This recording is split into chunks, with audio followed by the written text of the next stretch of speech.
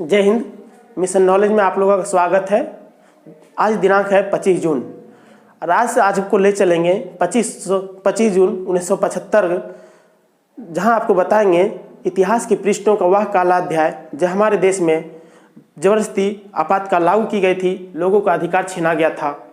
ठीक है, तो आपातकाल के बारे में लागू होने पर क्या उसका पृष्ठभूमि था, आइए उसके बारे में जानते हैं। ठीक है, हमारे देश में चौथी लोकसभा के चुनाव 1967 में हुई थी और 1967 के चुनाव होने पर कांग्रेस को 520 सीटों में से मात्र 283 सीटें मिली थी, जो बहुमत थी। उसके आधार पर इंदिरा गांधी सरकार सत्ता में आई थी।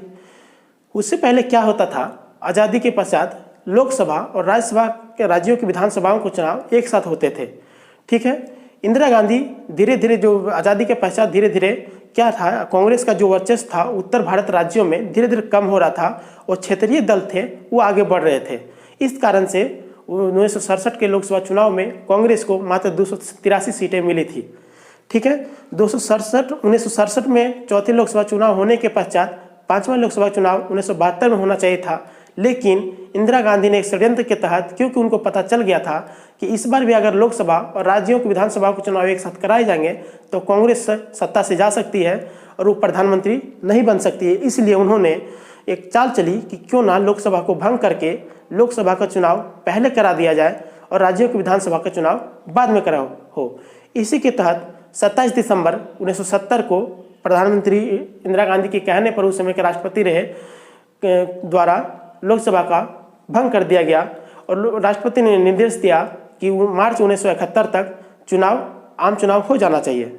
ठीक है, लोकसभा के भंग होने के पश्चात मार्च 1971 में निर्देशानुसार आम सभा का चुनाव हुआ और इंदिरा गांधी रायबरेली, जो उत्तर प्रदेश में, जहाँ से अभी सोनिया गांधी या तो उनका पारंपरिक कांग्रेस का पारंपरिक सीट माना जाता है, वहाँ से लड़ती हैं। उसमें इंदिरा गांधी वहाँ से लड़ी थी और उनके जो विरोधी थे वो थे राजनारायण। ठीक है, तो जितने भी ओपोजिशन के जितने सारे पार्टी थे, जो भी निर्दलीय थे, उन्होंने अपना जो पक्ष था वो राजनारायण के पक्ष में था और इंदिरा गांधी सिर्फ कांग्रेस की तरफ से लड़ी थी। सभी दलों को ये मानना था कि किसी तरह से इंदिरा गांधी को हराना है, क्योंकि उनका वर्चस्व धीरे धीरे खत्म हो रहा था। ठीक है, रायबरेली में चुनाव कराया गया। इंदिरा गांधी ने उस चुनाव को, कांग्रेस तो सीट जीत गई और जो चाल चली थी उसमें इंदिरा गांधी सफल हुई। कांग्रेस को 518 में से 352 एक बहुत बड़ी सफलता मिली और 352 सीटों पर जीत दर्ज करके सत्ता में फिर से आई। ठीक है, इस चुनाव होने के पश्चात जो रायबरेली से उन्होंने सीट जो जीती थी, उन्होंने अपने अपोजिशन राजनारायण को 1,10,000 मतों से हराई थी। राजनारायण को मात्र 71,000 वोट ही मिले थे।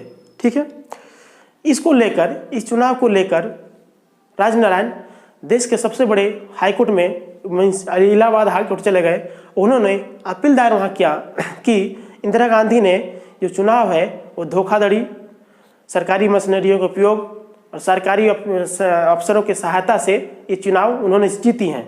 इसको लेकर उन्होंने अपील दायर कर दिया। यह घटना है अप्रैल 1971 की। हाईकोर्ट में अपील दायर करने के बाद कांग्रेस की सत्ता, प्रधानमंत्री इंदिरा गांधी बनी रही और ये धीरे धीरे जब 1975 जब आया, मीन्स 4 साल कुछ महीने जब कांग्रेस सत्ता में रह गई, इंदिरा गांधी प्रधानमंत्री बनी रही, तो मई में जो उसमें के जज थे जगमोहन लाल सिन्हा, उन्होंने अपने फैसले को मई के महीने में सुरक्षित कर लिया। ठीक है, और उन्होंने 12 जून 1975, कहने का मतलब इमरजेंसी के ठीक 13 दिन पहले उन्होंने ऐतिहासिक फैसले को सुनाया। उसने जो जगमोहन लाल सिन्हा थे उस समय के जज, उन्होंने फैसला सुनाते हुए इंदिरा गांधी को इसमें दोषी पाए और उन्होंने ये उसमें इलाहाबाद हाई कोर्ट का ये जजमेंट था कि इंदिरा गांधी, उसमें जो रायबरेली का चुनाव हुआ था उसको रद्द करते हुए इंदिरा गांधी को अगले 6 वर्षों तक किसी भी संवैधानिक पद पर नहीं बने रहने के लिए अपना जजमेंट दिया। ठीक है, ये जजमेंट आया था 12 जून 1975 को। उससे पहले भी जो विरोधी दल थे वो तो जेपी नारायण के अगुवाई में भी, जो जयप्रकाश नारायण के हम लोग आकर ये जो विरोध था, प्रदर्शन था, वो हो ही रहा था। और इस फैसले के पश्चात जो जेपी आक्रमण था वो और तेज हो गया और उसके पक्ष में, उनके जेपी नारायण के पक्ष में और इंदिरा गांधी के विरोध में और आक्रामकता बढ़ गई। ठीक है, इसी को लेकर 22 जून 1975 को दिल्ली के रामलीला मैदान में एक रैली आयोजन की गई और रैली का यही था कि जो भी बड़े नेता थे उनके द्वारा इंदिरा गांधी से इस्तीफे की मांग कर रहे थे। इसी को देखते हुए 22 जून 1975 को एक दिल्ली के रामलीला मैदान में एक बहुत विशाल रैली का आयोजन किया गया था।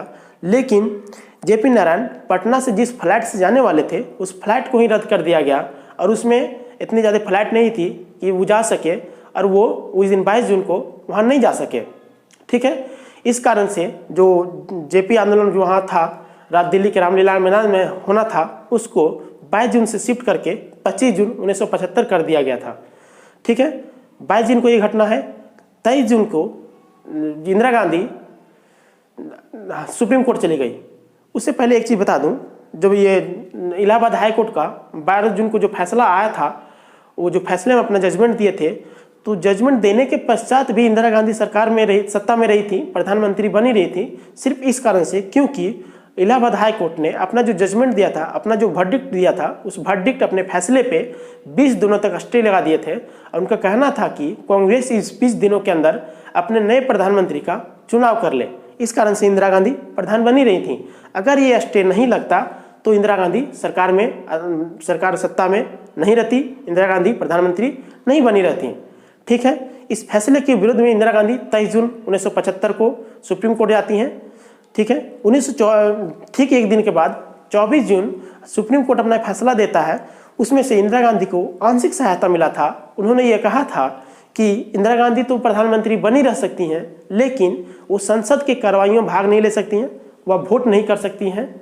ये 24 जून को सुप्रीम कोर्ट ने अपना फैसला दिया। इस फैसले के पश्चात इंदिरा गांधी संतुष्ट नहीं थी। उनको लगा था इस फैसले के सहारे हम ज़्यादा दिन सत्ता में टिक नहीं सकते हैं। और ठीक एक दिन बाद 25 जून को दिल्ली के रामलीला मैदान में जेपी आंदोलन होना था। देश के बड़े बड़े नेता उसमें जो थे, अटल बिहारी वाजपेयी, राज नारायण, जयप्रकाश नारायण और चौधरी चरण सिंह समेत कई अन्य बड़े नेता वहाँ उपस्थित हुए थे। और उस रैली में तकरीबन 2 लाख लोग इकट्ठा हुए थे देश से। उस समय ना इतनी गाड़ियों की सुविधा थी, ना इतने ट्रेन की सुविधा थी, ना इतना मीडिया की सुविधा थी। फिर भी तकरीबन 2 लाख लोग इकट्ठा हुए थे। और उसमें जो रैली को देखते हुए इंदिरा गांधी के जनता के मूड को, उसके व्यवहार को देखते हुए उनको ये पता चल गया था कि वो ज़्यादा दिन उस सत्ता में नहीं रह सकती हैं।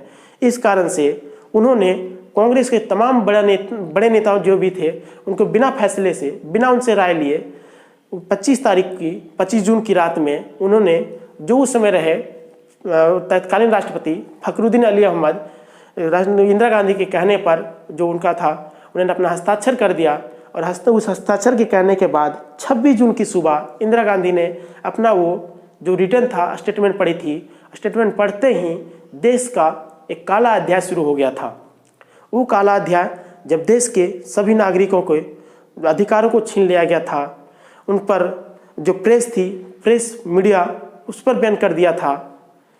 लोगों को उसमें जो संजय गांधी थे, संजय गांधी की अगुवाई में पुरुष नसबंदी अभियान चलाया गया था।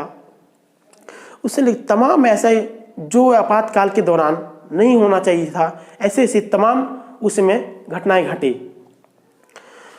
इंदिरा गांधी के कहने पर प्रधानमंत्री के हस्ताक्षर से देश में आपातकाल लग गया। चुनाव जो होने थे 72 में वो भी टल गए। इंदिरा गांधी सत्ता में बनी रहीं, लोकसभा भंग नहीं हुआ, बनी रहीं। उसको देखते हुए जितने भी तमाम बड़े नेता थे उनको नज़रबंद कर दिया गया। देश में अधिकतर लोगों की गिरफ्तारियां होने लगी बेवजह से। फिर भी ये जो था प्रदर्शन वो कम नहीं हुआ, धीरे धीरे चलता रहा। और इसी बीच हम लोग जो 42वां संविधान संशोधन 1976 पढ़ते हैं, जिसको मिनी संशोधन कहा जाता है, इसमें तमाम ऐसे ऐसे बड़े बड़े संशोधन कर दिए गए जो नहीं होने चाहिए थे, जिसको बाद में 44वां संविधान संशोधन 1978 में मोरारजी देसाई की अगुवाई में किया गया था। इसको जो इसकी कमियां थी, कमियों को दूर करने के लिए, और यही 1976 में जो 42वां संविधान संशोधन हुआ था इंदिरा गांधी के सरकार के दौरान, इसमें यह भी फैसला कर दिया गया था कि जो प्रधानमंत्री का कार्यकाल होगा वो 6 वर्षों का होगा। इसको भी 44वां संविधान संशोधन 1978 के तहत इसको हटाकर फिर से प्रधानमंत्री का जो कार्यकाल होगा वो 5 वर्ष किया गया था। और उसी 44वां संविधान संशोधन के तहत मोरारजी देसाई के अगुवाई में जो सरकार बनी थी, पहली गैर कांग्रेसी सरकार थी, जो जनता पार्टी की सरकार बनी थी, मोरारजी देसाई प्रधानमंत्री बने थे। तो उसमें से जो अशांति था, देश के आंतरिक अशांति के आधार पर जो पहले शब्द था कि उसके आधार पर भी इमरजेंसी देश में लगाई जा सकती है, राष्ट्रीय आपातकाल, उसको भी हटाया गया और कहा गया कि चाहे देश में कितने भी आंतरिक अशांति हो जाए बिना शस्त्र के, तो उसके आधार पर आंतरिक अशांति के आधार पर इमरजेंसी नहीं लगाई जा सकती है। 26 जून की सुबह इंदिरा गांधी के द्वारा स्टेटमेंट पढ़ते ही देश में आपातकाल लागू हो गई और आपातकाल चलता रहा और धीरे धीरे प्रदर्शन फिर भी कम नहीं हुए।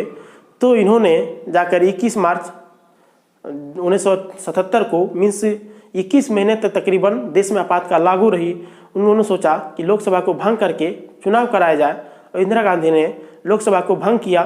भंग करने के पश्चात चुनाव हुए और चुनाव में कांग्रेस की हार हुई और पहली बार देश में गैर कांग्रेसी सरकार जो जनता पार्टी थी उनके अगुवाई मोरारजी देसाई प्रधानमंत्री बने।